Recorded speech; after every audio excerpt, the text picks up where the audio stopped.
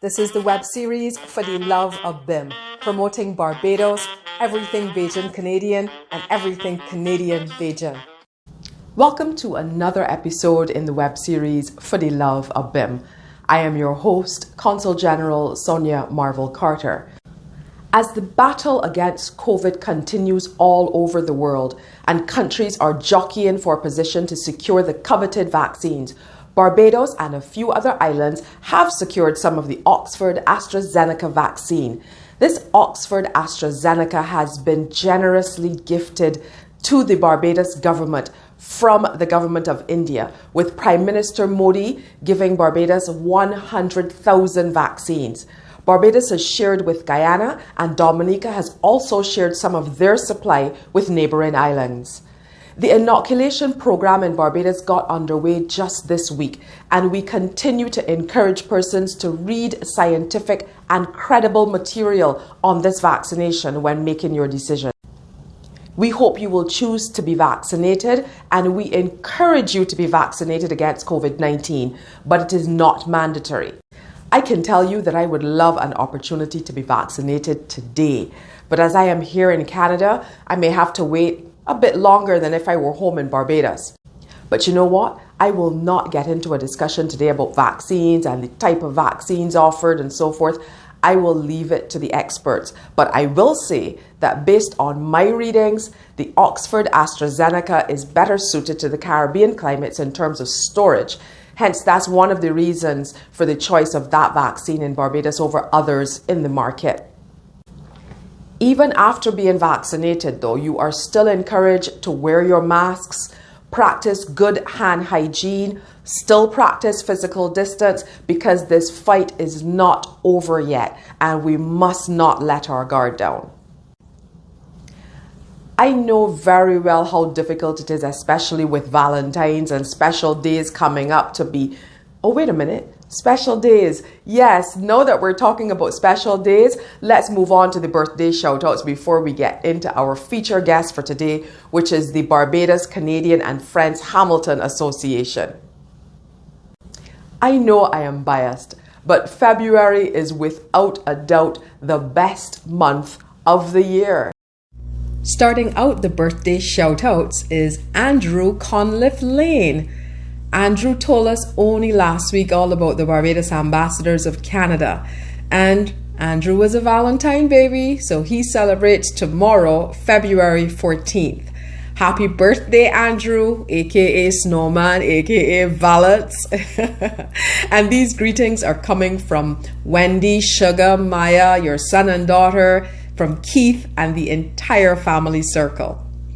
Next up is Stacey from our Barbados Tourism Marketing Inc., who is celebrating on February 18th. Greetings from all of us at the consulate, along with friends and family both here and in Barbados, and your son, of course. And sharing the spotlight with Stacey is yours truly. I also celebrate on February 18th. So come Thursday, happy birthday to me as well. And then on February 19th, my Aunt Roseann in New York celebrates. Happy birthday, Aunt Rose, from me and the entire family circle in Barbados and the USA as well. Also celebrating on February 19th is Jewel, who is from Toronto but studying in Ottawa. And Jewel will be celebrating her 25th birthday on Friday the 19th. So happy birthday, Joelle, from your mom, Joanne, your dad, your sisters, your grandparents, and the entire family circle here and in Barbados. Happy birthday to all of us celebrating in the best month of the year. Now let's move on to our feature for today. And David Vaughan, the president of this Hamilton Association, will tell us all about what they are doing in and for the community. Well, thank you, CJ. It's great to be on with you on this on Love for the Love of BIM. My name is David Vaughan. I'm the president of the Barbados Canadian and Friends of Hamilton. Our association started in the early 1970s. Back then, there were a group of Barbadians who came to Canada, who lived here in Hamilton. And of course, on weekends, we had it for the love of cricket We always have cricket matches going on. And all of a sudden they said to themselves, we should join together and get associations started. And there were four gentlemen. There were Leon Burt, Neville McCollum, Adalbert Paris, and Leon Warner. And they came together and started this association. They weren't sure how it was going to go about to be successful, but with the steadfast mind of thinking, it came together very, very, very shortly and very successfully. It grew within a year of a membership of pretty over, I would say about, back then, I think it was about 30 members. Then out of the blue, we realized that the rest of the Caribbean members from the diaspora, like Jamaica, Trinidad, Guyana, St. Lucia, they heard about the association and they want to be a part of it. And that came about in the sense of they got the name of the Barbados Canadian and Friends of Hamilton, embarking in all the Caribbean islands and Barbados. And that is how the association came about. The goal of the association in the beginning actually was to encourage the diaspora of Hamilton, Barbadians, to get involved in education, social activities, recreational culture activities, and of course, the most important of it is bringing Barbadians together underneath one umbrella. We were able to contribute a lot of funds to a lot of the islands who had difficulties with the hurricanes and storms in the islands, to raise funds and help those islands who were damaged badly, to getting them probably clothing, food stuff and stuff like that back to the islands, medical stuff and everything.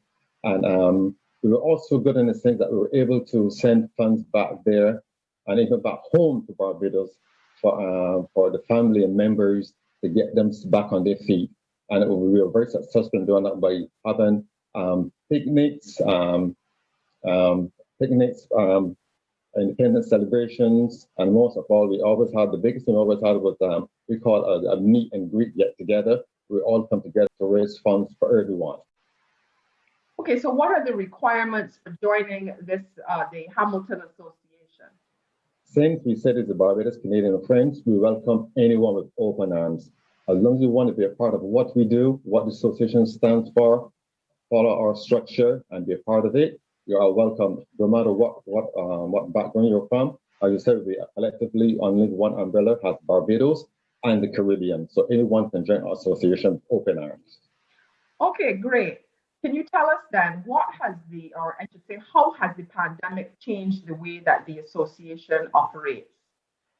Well, yeah, actually, it has changed make a U-turn, I must say.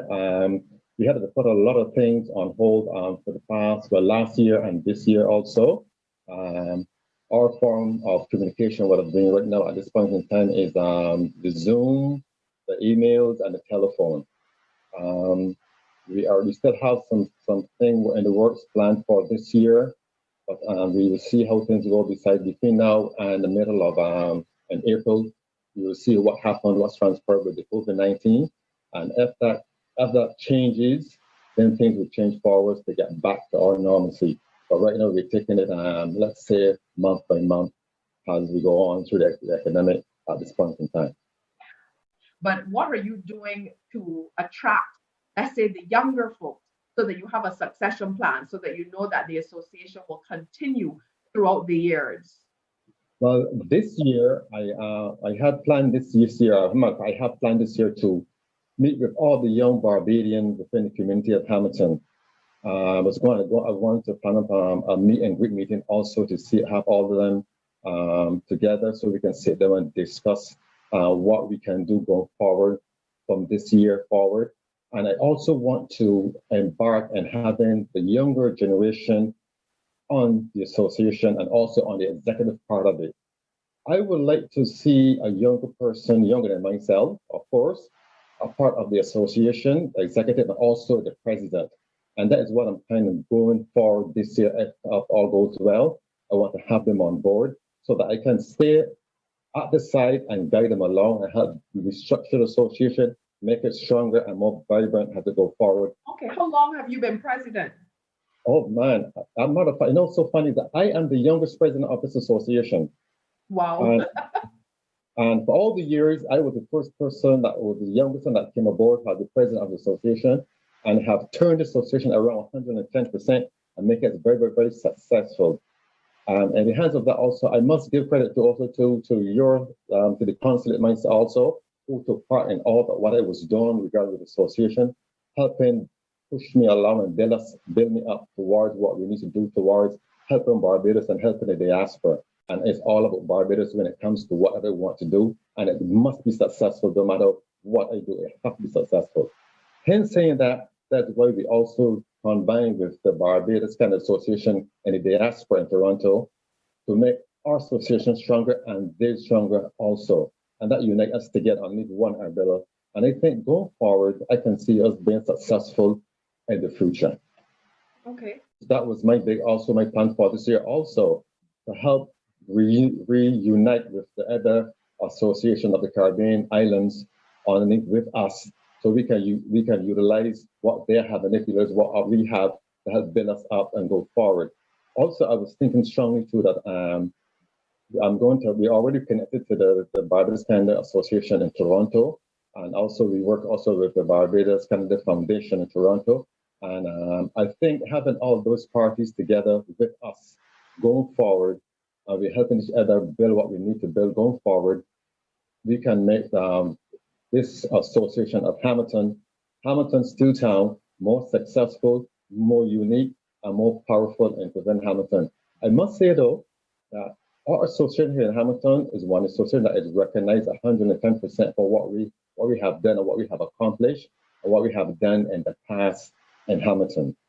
In the past, we have united, we have brought together 7 islands together under one umbrella, all the islands on one umbrella to have a New Year's Eve ball. And we believe that we were able to follow over 500 people for those functions every year, 5 years straight. Wow. What I want to do now is kind of regroup and rejoin with those associations and get on the back of our umbrella to help build us up and help build them up along the way. Tell us a bit, David, before you go, about your summer event, because I have been, it has been fantastic, and it seems to be a big hit every year. So tell us about that summer event that the Hamilton Association usually has. So we have a take back in Barbados. We always have an excursion where you would everybody get together and jump on a Rockland bus, this transport bus, and we go from the one end of the island to the other end of the island. Here in Canada, we're doing it the same format. We in Hamilton have put together a fantastic celebration of a picnic every year in July.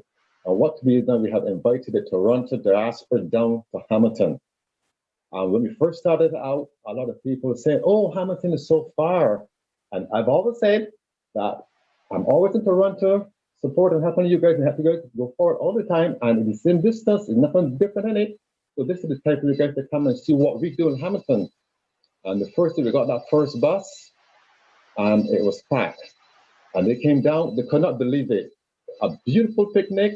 We had steel band playing, we have games, everything going on. You can spend your whole day. You don't have to bring anything. All the stuff is prepared in Hamilton. All the food stuff, all the drinks, everything's there. But whatever you come is there for you. So you just have to dress up, put on your beautiful hat, your summer shirt, and come on down, even your shorts, and come on down to Hamilton. Everything is just prepared and ready for you. That last time the last one we had, we were so fortunate. We had that those people who were here stranded from Barbados, the kids, remember? And we were able to raise some funds that day. That was a fantastic thing we did that day. And everybody had a fantastic time. And at our 50th independence celebration, a couple of years back, at our picnic, we had the consulate back then, and he was the consul general, but down with us that day. And we had this huge cake, 50th anniversary of independence for Barbados, and no one could not believe it. And we sliced that cake up, we cut it up and everything, served it to everybody, and it was just a fantastic event.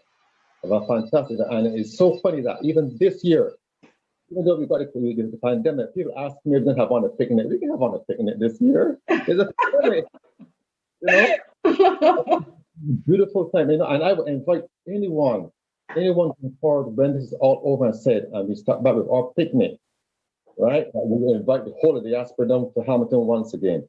It's a beautiful time. It's a beautiful outing. It's a beautiful excursion. from all the hustle and bustle in Toronto to Hamilton, we can just relax and let it all go.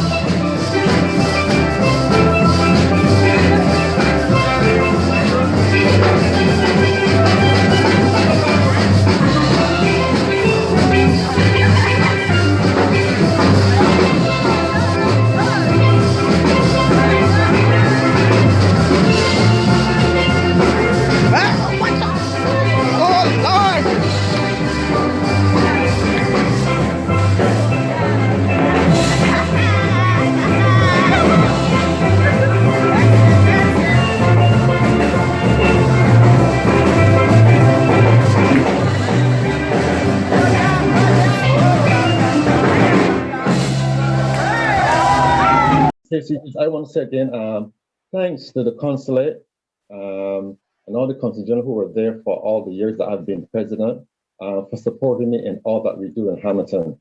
We have gotten so wonderful support from the consulate and also all the other organizations in the diaspora.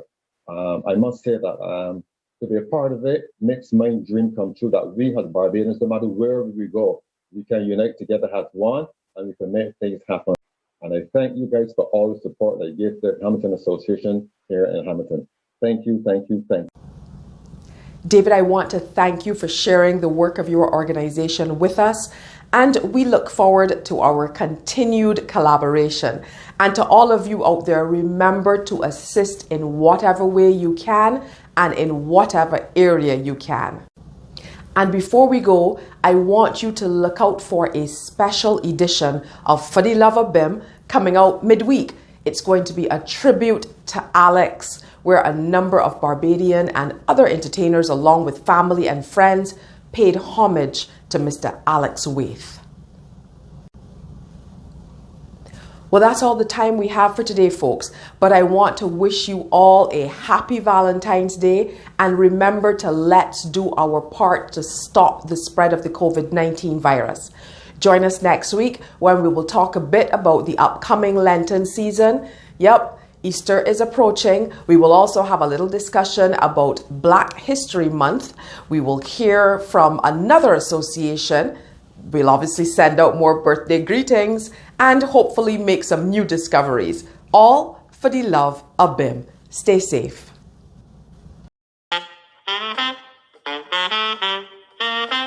Thank you.